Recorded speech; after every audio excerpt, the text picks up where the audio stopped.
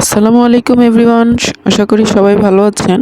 আজকে আমি দেখাবো কিভাবে যে কোনো মোবাইল থেকে ভাষা পরিবর্তন করতে পারবেন বা কান্ট্রি পরিবর্তন করতে পারবেন।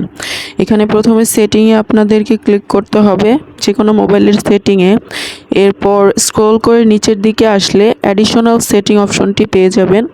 অ্যাডিশনাল সেটিং অপশনে ক্লিক করে দেখতে পাচ্ছেন এখানে ল্যাঙ্গুয়েজ অ্যান্ড রিজিয়ন, এখানে ক্লিক করবেন এবং উপরে দেখতে পাচ্ছেন যে ল্যাঙ্গুয়েজ ইংলিশ দেওয়া আছে এবং এডিটে ক্লিক করে নিচের দিকে স্ক্রল করতে থাকবেন। স্ক্রল করে যে ভাষাটি আপনি সিলেক্ট করতে চান সেই ভাষাটিতে আপনি ক্লিক করবেন। এখানে বিভিন্ন ধরনের আপনারা ভাষা দেখতে পাবেন, ইংলিশ, হিন্দি, মারাঠি, অসমিয়া, চাইনিজ, অনেক ল্যাঙ্গুয়েজ আছে এখানে। তো যে ল্যাঙ্গুয়েজটি আপনি প্রেফার করেন সেই ল্যাঙ্গুয়েজটিতে ক্লিক করলেই আপনার ভাষাটি পরিবর্তন হয়ে যাবে।